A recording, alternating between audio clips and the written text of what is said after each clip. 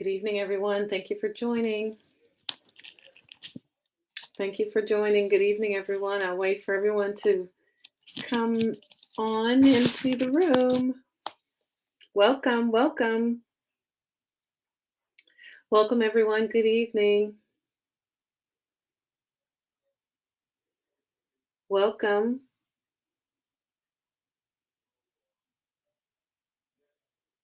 Hello. Hi, Juanita, Roberta, Kay, Cassandra. Welcome. Thank you for joining. Hi, Monica. Thank you, everybody, for coming in. Thank you for joining the Teachers Lounge. So, welcome. I'm Dr. Kathy Owens-Oliver, and welcome to In the Teacher's Lounge. I've been meeting with you here every week, Tuesday and Thursday nights at 9 p.m. Eastern Time, live on Facebook. If you've missed any of our meetings that we've had so far, then you're more than welcome to watch the replay on my YouTube channel. You can follow me at Dr. Kathy O on all social media, DRCATHY and the letter O on all social media. Please like and share the video tonight because we want to celebrate teachers. It is Teacher Appreciation Week, where every day is Teacher Appreciation Day. And I certainly want to show my appreciation to all the teachers out there who've been doing a fabulous job in this sudden classroom without walls. When I started advertising this series, I talked about how the national pandemic has created a classroom pandemonium. And so I've just been so happy for all of you who've been in contact with me, and I've been able to see the really, really great things that you're doing in your classroom. And I just want to celebrate you all tonight. I will be giving away 5 gift cards. So if you follow along throughout the whole presentation, you might win one of them. It's just my way of giving back and saying thanks. The purpose of the Teachers Lounge has been to share inspiration and feedback, to give strategies and suggestions and ideas to help you survive and thrive in this online environment. Many of you were not used to all the different software platforms and having to teach in an online environment, but I've been able to sit in and see a lot of what you all have been doing and give feedback to those who have reached out to me. And I'm just, pleasantly surprised at how great it's going. We can do this in this country and do it well. I'm also really happy for those of you whose students are really showing up. When we started these sessions, we talked about how you need to bring your A game to the screen stage. And some of you have really, really been doing that. And I just think that is so awesome. For those of you who need to reach me personally, you can email me at info@drkathyo.com. info@drkathyo.com. You can visit my website, www.drkathyo.com, and stay in touch with me. I'll be launching another series after this one is over this week. That one will be focused primarily on student teachers who didn't get to finish their clinical experiences and internship this semester. So I want to help them get equipped so that they can be successful, ready, and on the road to effectiveness for day one. So in any case, thank you all for joining me. Like and share, especially if you know a teacher or educator, you want them to be involved tonight. I thought it would make sense to just really share from my heart. I had some strategies and ideas that I want to share with you throughout this whole time, and we'll be finishing that up later this week. But for the sake of today, I thought I would share some things for you heart to heart. Teaching is a profession that is so needed, but so unrewarded. And I don't just mean in teacher salary and pay. I mean really understanding the value that teachers bring to the classroom. I don't know any job you can have, any work you can do that doesn't require you to be taught by somebody, even if it's not a traditional teacher in the K-12 environment. And teaching is a full life job. It's not a full-time job. It's a full life job. If you've been following me during this series, you've heard me give shout outs to teachers of mine when I was in a K-12 environment who are now retired adults, and I was giving them a shout out, but they're still that teacher that I remember from 3rd grade or 11th grade. And I have some of my own students. Some of them are teachers. Some of them are parents trying to survive teaching at home. And they've been following me on this series as well. So it's just a full cycle. But teaching is a full life job. You don't get to clock in and you don't get to clock out. You are always the teacher, whether you are at the bank or at church or at the grocery store or even at the beach and on vacation. If you happen to run into someone who is one of your current or former students, they know you as that person. So that needs to be celebrated and appreciated, not just one week of the year. I watched a hilarious video that someone sent me this week.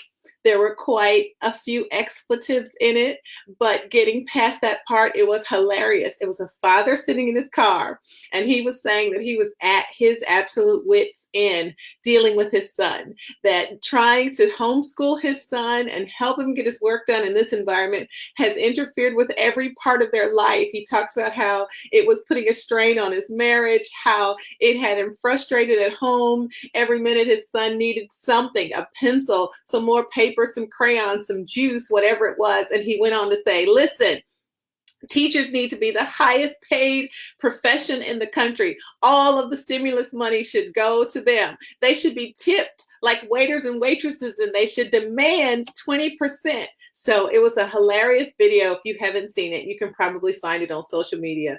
There are so many others like that. But listen, everywhere I've seen the memes that say parents now really understand who their child is at school, and teachers are so happy about that because they recognize that parents are getting a really good dose of what they have to deal with in classrooms every day. So I celebrate you.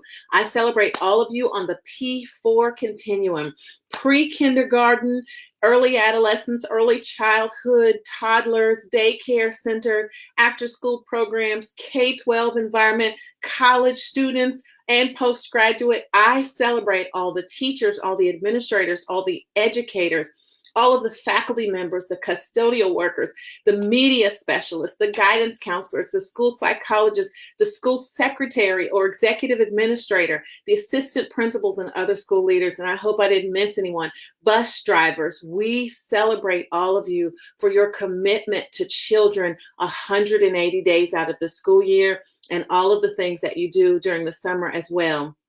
I posted on my Facebook page today a little meme that was joking about teachers nearly passing out when being asked if they would teach Sunday school, summer school, listen to me, Sunday school, summer school, after everything that is going on. So I celebrate you. Happy Teacher Appreciation Week. So tonight for Heart to Heart, I'm going to do a little activity called For Keeps. For Keeps. This is for every teacher out there. For Keeps. FORKEEPS. But perhaps those of you who aren't teachers, who are just watching because you're enjoying this, or you're a parent and you want to learn more about education, this is something that might apply to you as well, because I have kept a For Keeps folder my entire 25 years of being an educator. So I have samples of student work, letters from parents, cards from my students, pictures from my classroom that go back almost 30 years. I found a note today that was in one of my students' textbooks during my student teaching year. I was doing my clinical experience at Andrews High School in High Point, North Carolina, and I found a note today that I still have from all the way back then. And I just want to say to all of the educators out there, you need a For Keeps folder. A folder, a box, a notebook, whatever it is. Get a shoebox, get an old hat box, get a plastic tub or container, but you need to keep a lot of this memorabilia so that you can celebrate yourself. That's a part of self-care. You've been hearing me talk about that a lot during this series. So it is really important that you take care of yourself. That's not just a new national cliche thing. We really do need to practice self-care. Our mental health, physical health, spiritual health, our academic lives, personal interests, marital health, parental health and family, you really need to take care of yourself. So this week is one of those weeks to give yourself a break, and I certainly want to celebrate you. So I'm going to start giving away the gift cards, and here's how we are going to do it. When I announce who can get the gift card, who is eligible, then you're going to have to write your name and description in the chat box. I'll see your name pop up, but put your last name anyway so I can be sure, so that I can go back and track you. Write your name in the chat box, and then you will have to email me at info@drkathyo.com so that I can get your mailing address and send you your gift cards. No, I'm not doing it electronic. I have the real plastic gift cards. So when you discover that you are the winner, you have to write that in the chat box so that I'll be able to track you, but then you'll have to send me an email, info@drkathyo.com. So I'm going to give away the first one. So listen carefully. I'm reading the chat box to see who the winner is going to be. And listen, if you are not a teacher and you're tuning in tonight just to learn and participate in this process, I think that that is wonderful. But I would like for the winners to be a practicing classroom teacher currently working in this National Classroom Without Walls. So like and share, because there may be some people late joining us, and we don't want them to miss out. Okay, so here's the first gift card. If you have participated in at least 5 sessions of In the Teacher's Lounge, all these sessions we've been doing every week on Tuesdays and Thursdays, we're on session number 8 today. If you have participated in at least 5, then write in the chat box, I got 5. Write it in the chat box now, I got 5. You've participated in at least 5 of these. I want to make sure that you get the first gift card. If you've participated in 5, we've talked about applying assessment alternatives. Every student gets a gift, and we explained what that acronym of GIFT means. We talked about effective engagement across the classroom, dealing with parents, understanding students' diverse backgrounds and how their lives are a different world. We've also talked about, last week in particular, finding your Wonder Twin from the Wonder Twins Super Friends team way back in the day in the 70s. So I think I got the first person. Roberta Coleman says, I got 5. And that's true, because I've seen her name every week. So she wins the first gift card for participating in the Teacher's Lounge at least 5 of the 8 times. Okay, so Roberta Coleman was the first person to post that. You'll have to email me, Roberta, so I'll know to follow up with you, because I'll need to get your address. Here's what I want to do tonight. I want to go through several appreciation notes from my For Keeps folder. Remember, I explained that every educator needs a For Keeps. And let me say, if you're in some other public service, a nurse, can you imagine what a For Keeps folder would mean right now for nurses and doctors on the front line? So you need to keep a For Keeps folder. If you're a principal, you should do one. If you're a guidance counselor, you should do one. If you're a therapist, if you're a speech pathologist, if you're spending time with youth, children, families, social worker, sociologist, then you should keep a folder of all the times that people have given you a card, a note, a letter, a bookmark, a something tangible to say, I appreciate you. I'm grateful for the difference you make in my life. You have made an impact, especially those of you who are principals and school leaders. You've spent years in the trenches and in the education workforce. You need something for keeps, so that when you have a down day, you can go back and look at, the things that students have said to encourage you over time. And because I have about 25 years now, some of these things I forget, but the minute I read through it or flip through it in my For Keeps folders, then it comes right back to me. So I went through several of them today and organized them, and I want to share them with you. So this first one is parental notes. Parental notes. Some of this might make you tear up a little bit. Some of this may make you laugh, but parental notes. So here's a note I received from a parent in 1995. Miss Owens, thanks so much for the kind comments you wrote about Emily. You're a wonderful teacher, and she has enjoyed you so much. The decision for her to take honors English was a very difficult one for our family. My husband and I were very apprehensive, but she has learned so much and gained such confidence. We have been pleased with all that you have taught this semester. The students of Andrews are fortunate to have a teacher of your caliber. Thank you so much for helping her have a successful year. Enjoy your summer. So this was a note from a parent who was thanking me for teaching her daughter. They did not feel sure that their daughter was ready for an honors English class. They didn't think she was ready for the rigor. And I always told students and parents, a hard-earned B or C beats an easy, unearned A anytime. I just felt like students would learn more and be able to do more. And parents, this is for you as well. A hard-earned B in a class means so much more, and I promise you it takes your children so much further than an easy A will ever do. So she was writing me to say thanks, and guess what? This was from my very first year being a teacher.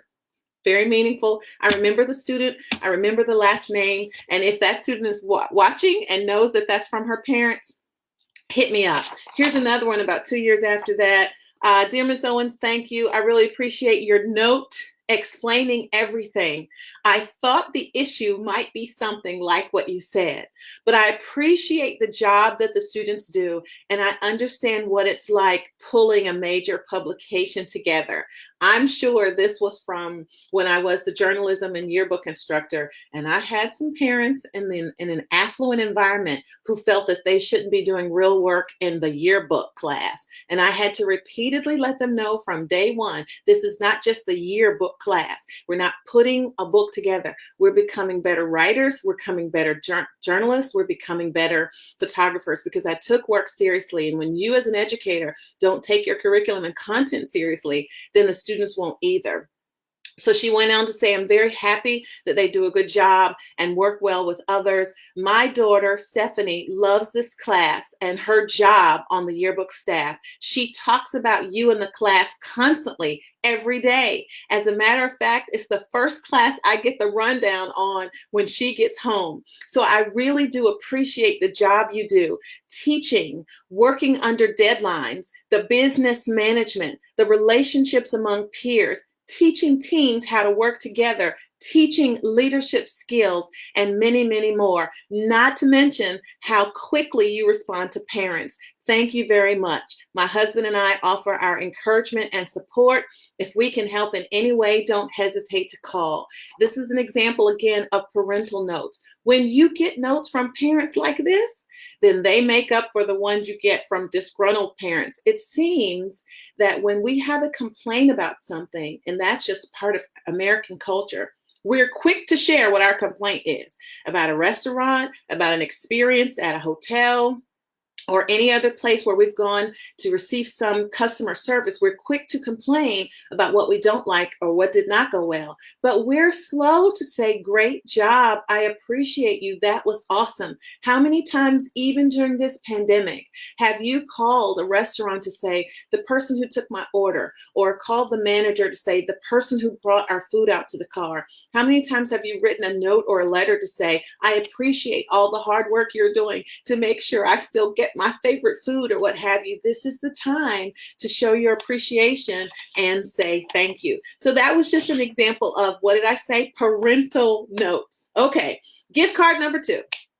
Gift card number 2 goes to the person watching tonight who is an educator who has the most children. Mother's Day is coming up soon, and the notes I just read were from parents. I don't mean the most students, the most children, whether biological or adopted or what have you. You are raising them in the appropriate admonition and making sure that they get a good education both at home and at school. So the person who has the most children, if you have more than 3, you should type in the chat box that you have more than 3, more than 4, or more than 5. Just type in the chat box if you have the most children, because the next gift card goes to whatever teacher is on here who has the most children. If you have 7 or 8, we all want to know your business. And I saw in the news this week that there's a report saying we'll probably have a baby boom during this coronavirus pandemic because people are stuck in the house, coming up with lots of fun and interesting things to do. So in any case, for the mothers out there who are classroom teachers, I want to give the gift card to whomever has the most children. So I'm not seeing any names pop up, but if you have more than 3, more than 4, more than 5, write that in the chat box so I will know who you are. And then you'll have to email me, info@drkathyo.com. Okay, second set of notes, parental notes first.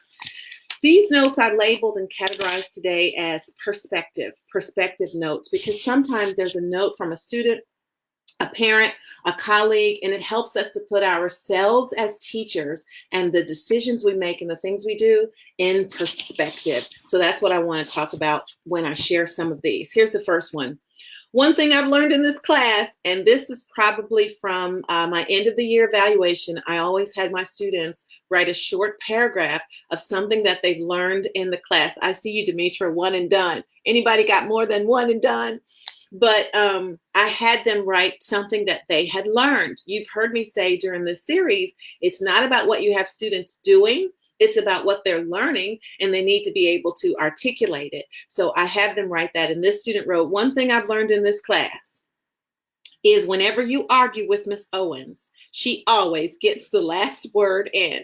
Now, the reason why I call this group of notes perspective notes, because when I get feedback like this from a student, even today, whether it's one of the college students that I'm teaching or young people that I'm working with in Sunday school or millennials that I'm working with in some other form or mentoring situation, I take their feedback into perspective. That's how we grow. We have to be careful, even as teachers, to assume that all evaluative feedback comes from a supervisor, because that's not true. And that applies to other professions as well. If you work in health administration, or if you work in culinary arts, if you're in a science field or banking, whatever field, you want to get evaluative feedback from your clients, customers, and people you serve, not just your evaluators. So this person says they've learned not to argue with me because I always get the last word in. I took that into perspective as a young teacher because, number one, I didn't want my students to feel like we were arguing. So I needed them to understand debate,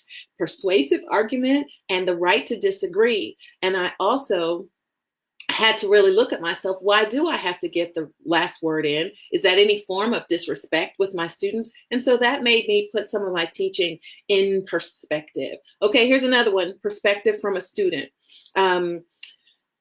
Not only a teacher, but a friend, she writes. Some people only get to have their favorite teacher for 1 year and a semester, if that, if they are in high school. But I've been blessed to be with mine for 2.5 years.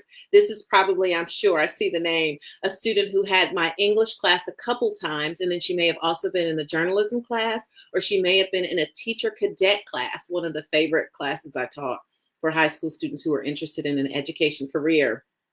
She says, my teacher is a young, beautiful Black female who has strong values in and outside of the classroom. I don't know how she do that, but good.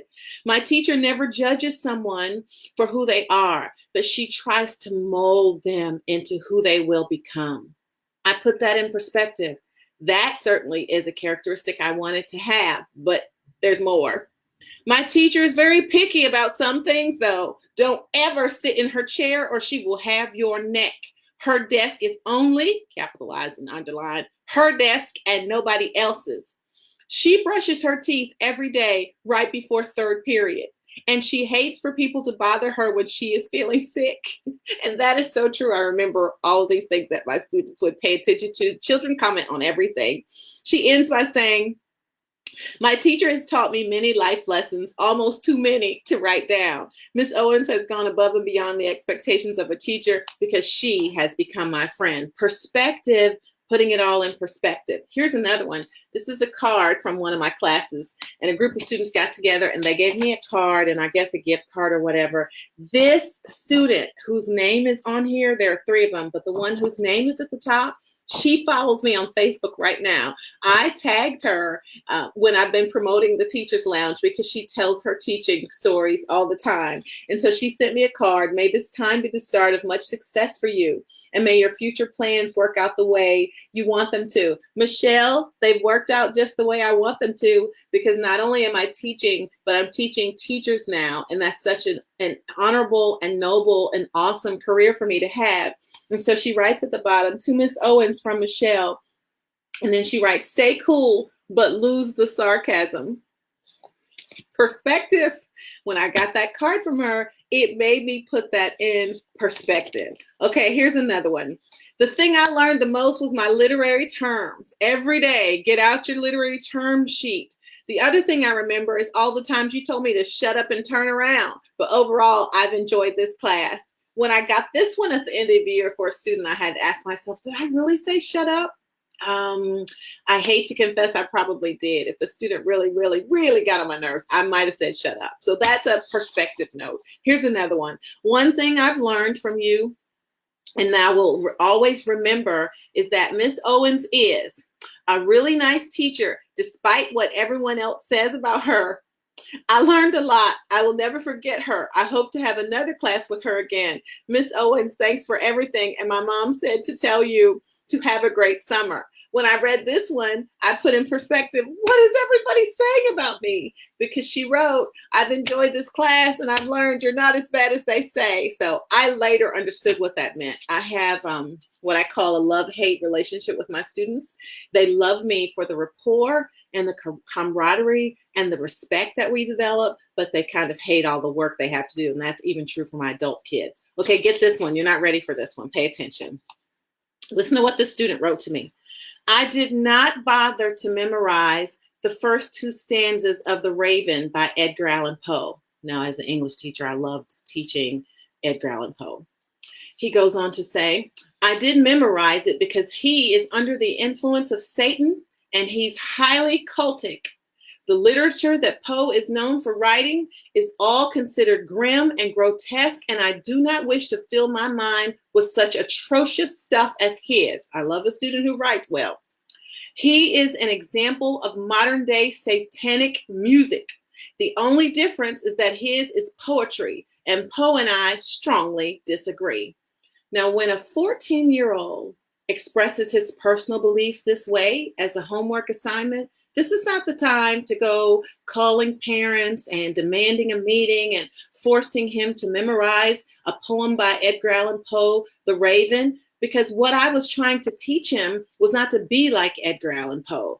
I wasn't even teaching him to memorize his works. I was teaching him to understand all of the literary terms and elements of how the poem was put together. And I didn't have to do that solely with this poem, but because I respected him being honest with me and sharing his stance on it, then I wrote him right back. And this is what I wrote. Brian, I remember writing a note very similar to this to my own 9th grade English teacher. It just wasn't about Edgar Allan Poe. This is so ironic for me. I respect the way you feel about this, just as my teacher respected me. You may choose one of the 2 attached poems, which I have had students to memorize in classes in the past, and you may recite it to me on or before Friday. Please have this paper signed by your parents and return it to me tomorrow. And so he did. Are you ready for this? Guess what poems I assigned him, because he felt Edgar Allan Poe was satanic and it went against his religious beliefs.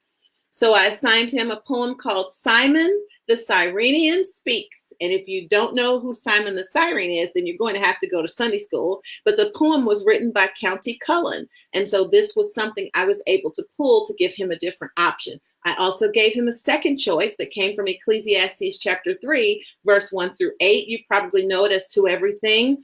There is a season, a time, and a purpose. There's even a song, To Everything, Turn, Turn, Turn. So I gave him both of these to choose from because I felt they were more in keeping with not just his preference, but his personal morals and beliefs. That's good teaching. That's culturally responsive pedagogy. And if that's what you've been doing, you're a great teacher. Okay, I think this is the last one. Perspective. Remember, first one, parental notes. This one, perspective. We'll be finishing up. Miss Owens, I have learned so much about English this year. I have never had a good English teacher. And you have basically taught me everything. I have really enjoyed your class because you kept us busy all year long. My only complaint this year is about these books we had to read. The only one I actually enjoyed was To Kill a Mockingbird. Thank you, Miss Owens. I hope to have you as a teacher in the future. And she signed her name, Heather. I put this in perspective because I tend to be the kind of teacher who wants students to enjoy content the way I enjoy content, but everyone doesn't have the same palette. Remember this for your own content area. You may have to choose different literature, a different assignment, a different topic for a report or a project that students will be more interested in and more engaged in, and parents will appreciate. Okay, time for another gift card. First, we had parental notes. Then I shared some notes that helped me put my own teaching and classroom methods in perspective. Now I'm giving away a third gift card. Are you ready? I hope I got the parent, the mother on here who has the most children. Gift card number 3 is for the teacher out there who has taught more than 2 grade levels. Maybe you've taught first grade and second grade. You need to write in the box more than 2 grade levels so I'll know that it's you. I taught 8th grade, I've taught 9th grade, and I've taught 11th grade. I taught, you heard me say, journalism and other coursework, but those are the 3 grade levels I taught in my lifetime. 8th grade, 9th grade, and 11th grade. You've heard me say before, 9th grade is my favorite. So if you have taught more than 2 grade levels, maybe you've taught kindergarten and 1st grade, 2nd and 3rd, maybe you've taught 5th and 6th, maybe you've taught 8th and 9th, or maybe you've taught both juniors and seniors. I think I have a name up here, more than 2 grade levels, Tanya Maxwell. Okay, so email me at info@drkathyo.com so I can get your address and send you your gift card. We had parental notes. We had perspective notes that help you put yourself in perspective. These are things we're celebrating for Teacher Appreciation Week. The next one is passing notes. Passing notes. I don't know if you've been a teacher and not had your students to pass a note, even some of the smaller ones, all the way up to high school and college. When you're not looking, they're trying to pass a note. In today's time, they're texting, but in my day, they were passing notes. I see you, Juanita, Sierra, Demetra, the classes that you've taught. Okay, so listen to this letter. Dear so-and-so. Now, these are notes that I would confiscate because students were passing them during class, or notes I found after class that were left on a desk, in a desk on the floor, and I kept them for humor's sake, or I kept them for times like this because I have used some of these in workshops and professional development training. So this student on a Monday morning, because the date is on here, in my 9th grade class, first period, first thing in the morning, I'm thinking she's all absorbed freshly into this great teaching I'm doing. She's writing to another girl in my class. What's up? And for up, she draws a little arrow going up. Well, as you know, we didn't make the cheerleading team, including such and such, and she names another person. In a way, I'm glad, because I get tired of going to practice every day. It was fun while it lasted. I hope that Mr. So-and-so isn't teaching us today because I don't want to have to tell him off. We have a substitute for so-and-so. I have a feeling today is going to be boring. Did you notice it's going to be no Black people on the soccer team? ? Well, have a nice day, your friend. And this person signed. Now, I'm not calling this person's name because this is another student that follows me on social media. But what I learned from the notes my students pass to each other, the conversations that they have with each other, what they may be texting or saying to each other now is really important. You may need to follow some of them on social media if their accounts are public, and most of them are because they're trying to get thousands of friends because they think these are real friends and they don't know the difference. But in any case, this particular note was very telling. First of all, I knew the student wasn't paying attention during first period class. She was writing this note. The second thing is that this student did not make the cheerleading squad. She happened to be African American. The student she was writing to was African American, and the other student she referred to as African American. And so she's trying to brush off the disappointment of not making the cheerleading squad by saying, but the other 2 African American girls didn't either. And I just want to keep it real with everyone tonight. If you have not, as an educator, paid attention to Glenn Singleton's Courageous Conversations About Race, then you need to do so. Every principal, every teacher, every guidance counselor, every school psychologist, if you work with students from pre-K to 12, you need to know about Glenn Singleton's work around courageous conversations about race. I get called to districts periodically to really talk with a teaching faculty about how to deal with educating Black boys. And there's a lot of research specifically around that. There's research on educating Black girls and dealing with trauma in their past and some of the challenges that both of those groups come from and have to deal with in their local community. So this note let me know that this student and her 2 friends who have some level of sameness, of course I'm talking about race, feel that it's odd, is it a coincidence that none of us made the cheerleading squad? So as a young teacher, I paid attention to that because I want the coach to know what the perspective is of these students who walked away thinking that the reason they didn't make the squad was because of their race. That may not have been the case. But it's important as the adult and the educator to know what students are thinking and feeling. Listen, you can't teach students without taking into consideration their real world, their real life experiences, their lived experiences. And then she goes on to write at the end of it, she thinks the day is going to be boring. There's this other teacher that she doesn't like. And then she writes at the end, did you notice it's going to be no Black people on the soccer team? What would make her say it's going to be? It insinuates that the team has not been chosen yet, or they haven't had tryouts, but for whatever reason, she feels it's going to be no Black people on the soccer team. And because I work there, I knew that to be true the year before. And so here this student is writing to her friend saying, we're not going to get on the soccer team, and we did not make the cheerleading squad. And what we read into the letter is that she thinks it's because of her race. That may not be true, but I have a responsibility as an educator to deal with it and to deal with her feelings. Okay, perspective. This one might really make you laugh. Let's say parental notes, perspective notes. This one is passing notes. I only have one more of these, and this is going to make you laugh. I read this. This is 2 pages. This is from 1996. It was written from 10:15 at night to 10:45 p.m. When I read, and this is another one, all of these were folded up. Back in the day, they all, looked like this. So both of these notes were folded up, in a little secret way so they could pass them without me seeing. And so somehow I got this note. I may have caught them passing it. They may have left it in the classroom. I made them give it to me, what have you. And I just kept it. They always wondered what I was going to do with their note. Are you going to give it to my parent? Are you going to turn it into the principal? And I would say to them, I don't know yet. I promise you by the next day, I didn't even remember, but I had it in my folder. I would read what they said and laugh. They're 14, so I don't want them to be punished. And that's another thing. In terms of behavior and classroom management, you can't discipline a child for every single thing they do that you wouldn't do. I learned early in my teaching career that I was making students be like me and not letting them develop themselves. So they passed the note. I confiscated the note. We got back on the lesson. Let's move on. No need to write them up, send them out, or what have you. Okay, this one says, Dear Paul, what's up? I guess that was the thing in the 90s. I've been thinking a lot about our conversations on the phone. I like talking to you, but I only want to be friends. On the phone, I told you that I have multiple personalities, and that is true. I can be shy, crazy, etc. Most people know me as the shy person. When I read this, I'm like, oh God, you do have multiple personalities. I need the personality that does homework to come to class. She goes on to say to Paul, whom she's told she just wants to be friends, whatever you and I talk about needs to be on the down low. I don't like people in my business. You got to think this is a 14-year-old. I like this person. He's cool with me since he's your friend. Then she writes, I hate it when boys go with girls just for sex. I don't understand why some people give it up like it's nothing. And then she goes on to share more details about that.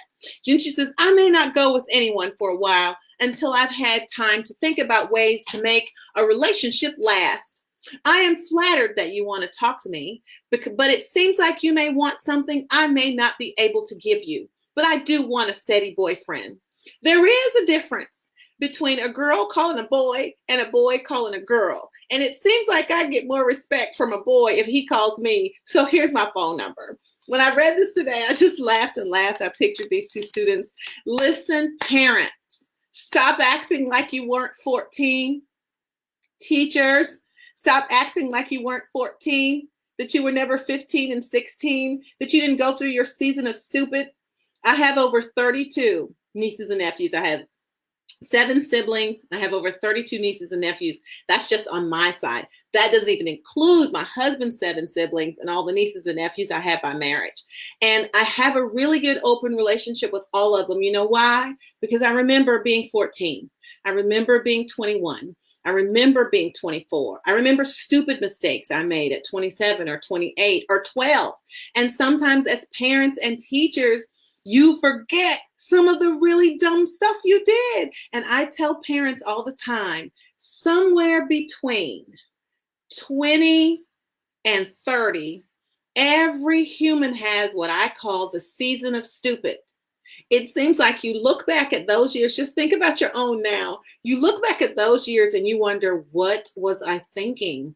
getting all of those credit cards, leasing that car, sleeping with those people, not the person, those people, getting drunk like that. You look back at those years and you have to ask yourself, what was I thinking? Why did I do that? Why did I drop out of college? Why did I get in the car with somebody who was drinking? Why did I go to that party? What was I thinking? Why didn't I turn in the assignment? Why didn't I do the makeup work? Why didn't I show up for the interview? It's just something about that period that's the season of stupid. You got to be careful getting married during that time. Okay, I'll end with life notes. Let me end with life notes. I've gone over time a little longer tonight. Let me give away my last one more gift card and then one at the end. Gift card number 4. If you can remember the name of the book, originally created by Dr. Seuss, that I used to teach differentiated instruction, write that in the chat box. We did this about 3 weeks ago in the Teacher's Lounge, and we talked about being different and being creative in the classroom and how you have to draw students' attention. And I used that book as an example of a teacher in Flobbertown who did things differently and was still able to cover the curriculum, and our students got high test scores. But the book actually was originally created by Dr. Seuss because he wrote the book because he was opposed to standardized testing, something I talked about in my dissertation research. So if you can remember that book by Dr. Seuss, write it in the chat box, the name of the book or close to it, and then I'll be sure that I can backtrack and give you your gift card. Okay, I'll end with life notes. Life notes. These are the big ones. For those of you who are teachers, you have to make sure that you keep up with notes that students have written to you or parents to say that you changed their lives. Change their lives. Okay, here's one that says, this was the one from student teaching. The student wrote, I guess poetry, "Can you hear me? I'm calling your name, oh Lord. I can't go on this way. Will I even make it another day? Oh Lord, I was made just to beg and crawl. Who will catch me when I fall? Does it even matter at all? I'm waiting here for you to answer my call." And I have this dated February 1995.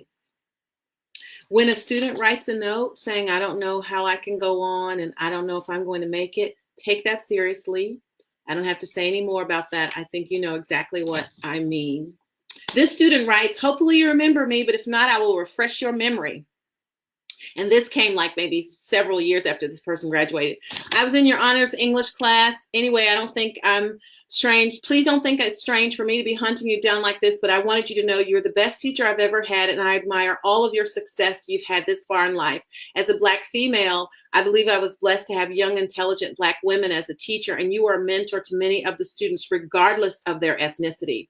I just want you to know that you've touched the lives of your students, and all of your teaching efforts were greatly appreciated. Just to let you know, I'm graduating in May from North Carolina State University with a degree in English and a concentration in language, writing, and rhetoric.